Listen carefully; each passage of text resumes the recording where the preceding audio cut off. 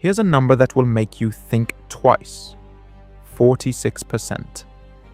That's how much more likely an age gap relationship is to end in divorce compared to a same-age couple, according to data from Emory University. Brutal, right? Now hold on. Because there's a second number.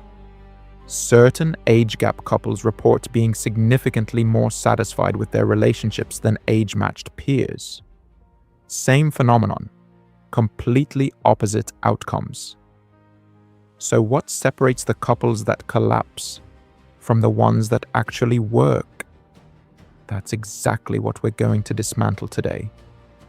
You're either in one of these relationships considering one, or you've watched someone you love walk straight into one, convinced it was going to be different, and the noise around you is deafening. It's just a phase. She's only there for the money. He's just looking for a mother figure. Society has already written the script. The problem is, society isn't working from data. It's working from assumptions, projections, and frankly, a lot of envy dressed up as concern.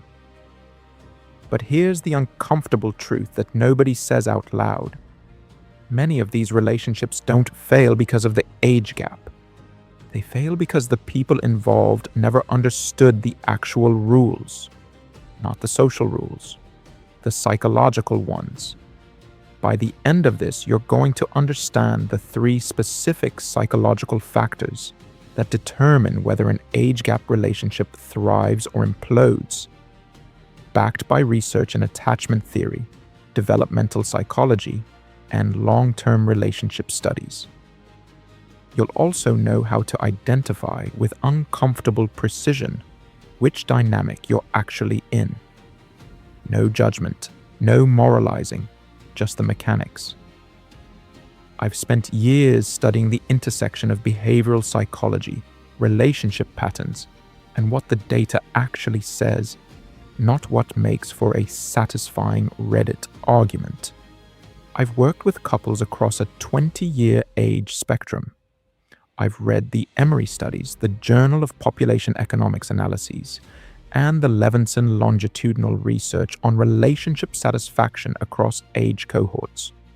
And I can tell you this, most people arguing about age gap relationships have never read a single peer-reviewed paper on the subject.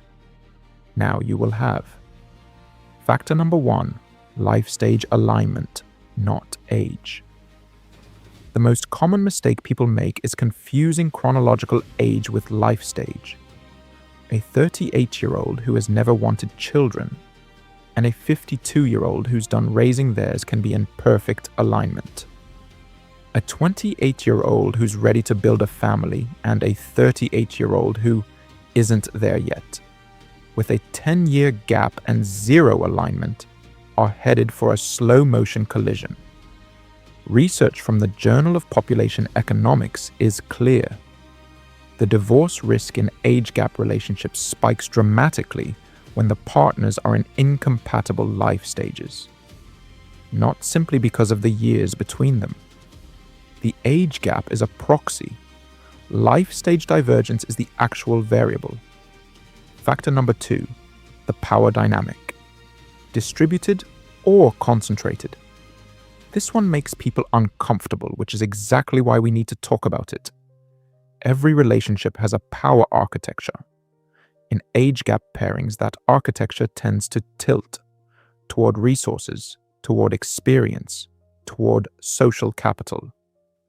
That's not inherently toxic, but it becomes toxic the moment it's concentrated and unexamined. Psychological research on relationship equity, including Walster's equity theory, consistently shows that perceived inequity, not actual age difference, is the primary driver of resentment in these dynamics. Couples that function well have what researchers call distributed competence. Each partner brings a domain of expertise, authority, and genuine agency. The older partner isn't always the expert. The younger partner isn't always the student. If one person in your relationship always holds the answer, always makes the call, always knows better. That's not a partnership. That's a tutorial.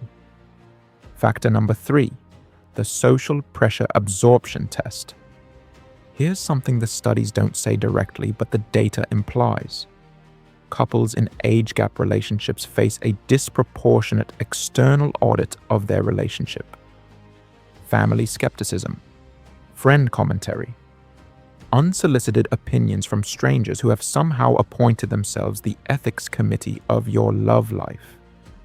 Research on relationship resilience, particularly Gottman Institute studies on external stressors, shows that couples who haven't explicitly discussed and agreed on how they'll handle external pressure are significantly more vulnerable to erosion.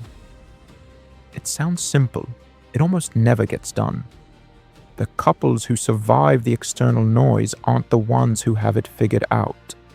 They're the ones who decided, together, out loud, deliberately, that the external audit doesn't get a seat at their table. A 2023 meta-analysis covering over 8,000 couples found that age gap relationships where both partners reported high intentionality, meaning they had explicitly addressed life stage expectations, power dynamics, and social navigation, showed relationship satisfaction scores comparable to or exceeding same-age couples. The gap wasn't the problem. The unconsciousness was the problem. And here's the irony. Same-age couples often skate past these conversations because they assume alignment. Age gap couples, at least the ones who do the work, are often forced into a level of relational intentionality that most relationships never reach. That's the quiet advantage nobody talks about. But what about when the older partner ages faster? When the dynamic shifts in 15 years? Fair. This is the objection most worth taking seriously. Longitudinal data does show that couples with gaps over 15 years experience more friction as health disparities emerge in later life. That is real. But, and this is critical, that friction is not structurally different from what any couple faces when one partner's health changes unexpectedly. The mechanism is the same. The timeline is different. Couples who've built the relational infrastructure, trust, equity, communication, shared values, navigate that transition far better than couples who've coasted on convenience and avoided hard conversations for 2 decades. The age gap doesn't create the fragility, it reveals it. If this reframed how you're looking at your relationship, or someone else's, share this video with them. Not as a verdict, as a conversation starter. Because most relationships don't fail for lack of love. They fail for lack of framework. And now you have one. If you want to go deeper, attachment styles, the psychology of developmental misalignment, or how to actually have the life stage conversation, drop a comment below. That's the next episode.